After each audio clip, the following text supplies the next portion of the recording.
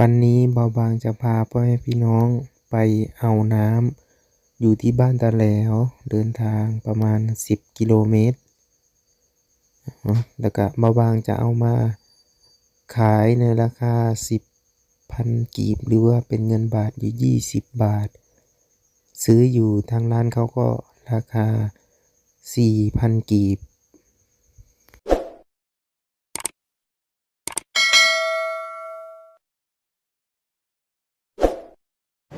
สวัสดีทุกคนสวัสดีพ่อแม่พี่น้องเนาะ FC อยู่ทางประเทศไทยแล้วก็อยู่ประเทศลาวครับ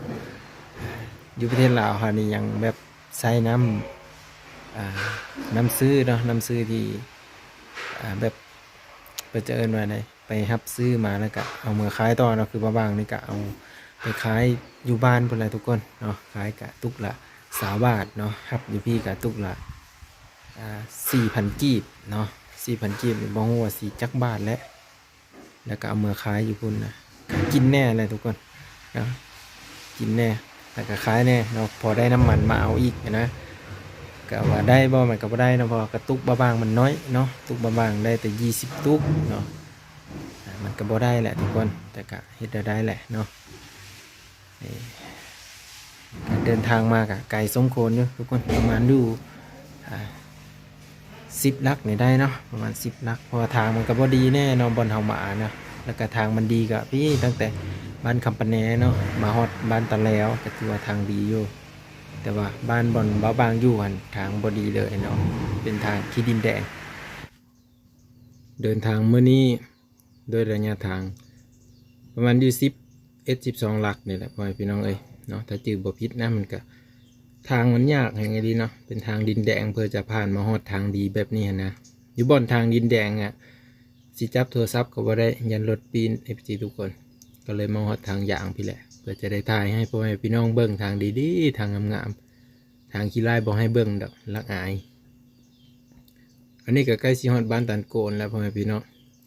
ผ่านจากบ้านตันโกนแล้วก็จะฮอดบ้านตาแล้วเนาะอันนี้จะเป็นบ้านตาแล้วเด้อพ่อแม่พี่น้องใครเคยไปเคยมาก็น่าจะหูจักเนาะเส้นทางดีแล้วแต่ตันโกนฮอดบ้านตาแล้ว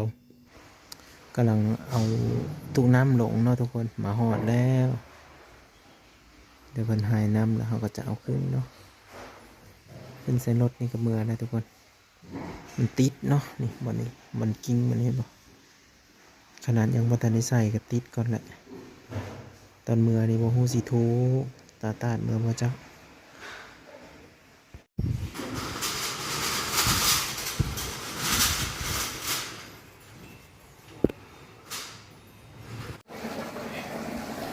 เสื้อกระถางแบบกระถางหนึ่งเนาะอันนี้ก็สาสามตุกละ4,000 กีบนะตัวนั้นสาสามตุกกระถางหนึ่งกระปุยหนึ่ง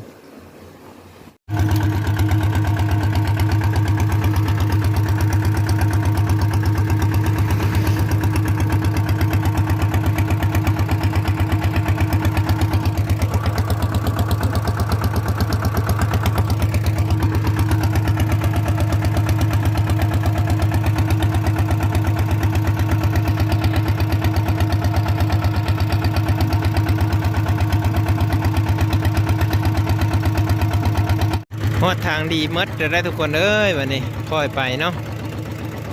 ค่อยไปค่อยมาทางก็ดีมดเลือตะคุ้ม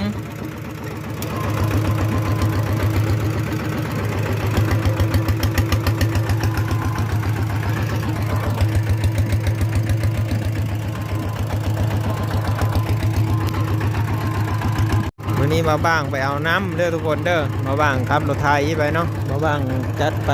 สาวตุกเนาะสาวตุกกะลบค่าน้ำไปแล้ว145,000นะทุกคน147,000เนาะค่าในการเดินทางเนาะใส่น้ำมัน20,000ใส่อยู่บ้านนี่ก็20,000ลงไปใส่พุ่นนี่20,000160,000เนาะ67เนาะก็บ่ได้กำไรยังเราทุกคนแต่ก็เฮ็ดไปมันบ่มีแนวเฮ็ดแนวหาอยู่บ้านเอามันก็ทุกข์กันยากเนาะแม่นทุกข์ยากแนวอื่นได้พ่อแม่พี่น้องการลงทุนนี่แหละคันเห็นแบบเฮาลงทุนหลายๆแน่ก็ ผู้บ่หวังดีมันก็จ้องจะทำลายเฮานะทุกคนเป็นตาอุกอ่างบ้านเฮาเนาะบ้านไผเคยเป็นแน่มาบ้างก็คนนำไปขายแน่ไปกินแน่เนาะบางทีเขาอยากได้เขาก็มาซื้อเอาตุกละ20 บาทนะมาบ้างขายทึกๆนะทุกคน20 บาทโม้ว่าอยู่ประเทศไทยนี่เพิ่นขายตุกละเท่าไหร่นะทุกคนโอ้รถเพิ่นรถเยอะแท้รถเฮาคือรถน้อยๆนึง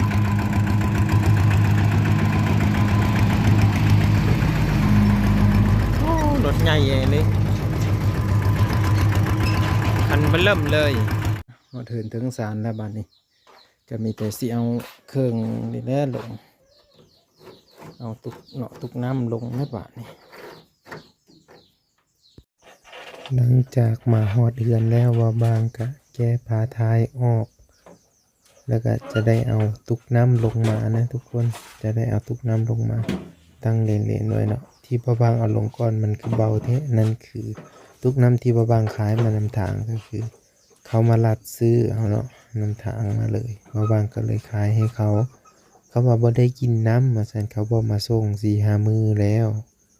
เพิ่นก็เลยเห็นพ่อบางไปเอาเพิ่นก็เลยเอานำพ่อบางเนาะถ้าพ่อบางได้กระตุกหลายๆนี่นะทุกคนประมาณอยู่50 ตุกนี่น่าจะดีอยู่แต่ว่าตัวนี้พ่อบางก็ได้แต่กระตุก20 ตุกเนาะซื้อมาแล้วบางตุกมันก็แตกไปนะทุกคนมันก็ได้บ่คุ้มเสียหรอกเนาะนั่นแหละทุกคนบางก็เลยว่าได้แต่ค่าน้ำมันกลับไปกลับมาเรือนั้นก็เอาไว้กินนะทุกคนก็จะประมาณนี้เนาะบางก็เลยถ่ายภาพบรรยากาศให้ FC ได้เบิ่งได้ชมนำกันบางก็บ่มีหยังหลายเด้อพ่อแม่พี่น้องเนาะก็ดีมากดีใจที่ว่า FC รับชมและติดตามเบิ่งเป็นกำลังใจให้ตลอดมาวันนี้ก็เลยเอากระตุกลงก่อนเนาะมันก็สิเป็นภาพไวๆในเด้อทุกคนวิดีโอก็ได้บางก็จะเร่งให้มันไวๆเนาะเพื่อว่าให้มันจบเนาะแล้วก็ให้ FC บ่เสียเวลาเบิ่งดดนะบางก็จะย่อกระตุกลงไปเนาะก็เที่ยวขึ้นเที่ยวลงแบบนี้แหละคนผู้เดียวเนาะก็เอาลงตอนเอาขึ้นแล้วก็เข้าเอาขึ้นซอยเนาะก็เขาจะย่อมาแล้วเขาก็ย่อหับต่อซอยเขาอีกเทื่อนึงนะก็คือแนวนี้เขาก็ต้องได้เที่ยวขึ้นเที่ยวลงก็ย่อผู้เดียวเนาะนี่แต่ถ้าว่าน้องอยู่คือแต่เก่าน้องเพิ่นก็จะซอยเฮาแต่ว่านี่เพิ่นบ่อยู่เพิ่นไปเฮ็ดงานแล้วเฮาก็ต้องแบบซอยตัวเองไปนะทุกคนเนาะเพื่อให้มันแล้วไวๆเนาะ หลังจากนั้นก็ขั้นตอนสุดท้ายเขาก็จะเอากระถางลงมาเนาะกระถางน้ำในการบรรจุอยู่หลายลิตรเติบอยู่นะทุกคนตัวนี้คือเอามากินเองเนาะตัวที่ในกระตุกอะไรเขาจะขายเนาะในราคา20 ตุกกันเลยเขาจะขายบางทีก็น้ำตัวเขากินอยู่ในกระปุยน้ำเมดก้อนนี่เลยทุกคนพอเขากินแล้วก็เขาเอาออกไปให้ลูกค้ากินน้ำแน่บางคนพี่น้องเพิ่นมาแต่ไกลค่ะเพิ่นก็แวะกินน้ำนี่ทุกคนเขาก็จะตั้งไว้เป็นตุกใหญ่เลยเนาะไผมากระบีบกินโลดอันนี้คือความสบายอีกอย่างหนึ่งก็เอาใส่กระถางนี่ก็เพื่อว่าจะได้กินได้ดดนั่นแหละทุกคนแต่ก้าวเขาจะมีอยู่2 กระถางอันนี้คือกระถางหนึ่งก็จะโต่งน้ำฝนไว้เฮ็ดปรุงแต่งอาหารก็เลยได้แต่กระถางเดียวเนาะไปเอาก็ได้นี่ขั้นตอนเอาลงเนาะค่ะง่ายๆทุกคนยูมาแล้วก็ทิ่มลงโลดเนาะกระยันแต่กระถางแตกนี่แหละเนาะกระถางนี้ก็ถ้าซื้อใหม่ๆนี่ก็อยู่ในราคา500,000 กีบทุกคนถือว่าจบเนาะเอาลงแล้วเรียบร้อยแล้วพ่อพี่น้องก็มีอยู่20 ตุกเนาะก็ขายไปแล้ว30,000เนาะก็คือ3 ตุกละ 10,000 ตุกหนึ่งเอาได้กำไรอยู่ 6,000 กีบเนาะก็เราว่าสิได้บ่มันก็มีปานเลยแหละทุกคนก็มาฮอดก็ค่ำมืดเลยตะเวนตกดินแล้วเนาะบรรยากาศนี่ก็ได้มาบังไปเอาน้ำเด้อพี่น้องอันนี้ก็เป็นซื้อน้องร้อยเนาะบางคนเข้าไปเขาก็เสิร์ฟไว้ดนแล้วก็เขาก็ลืมไปเนาะนี่กระตุก30 ตุกหน่อยพี่น้องเนาะอันนี้ยังเลยแต่28 ตุก26 ตุกจักกระตุกไปเชื่อมัดซื้อมาแต่เถื่อบริหยังเนาะมัดไปเลยนะ FC ทุกคนเอาคลิปหน้าจึงพอกันใหม่เด้อพี่น้องเด้อคลิปนี้ก็สำเนียงแล้วเนาะ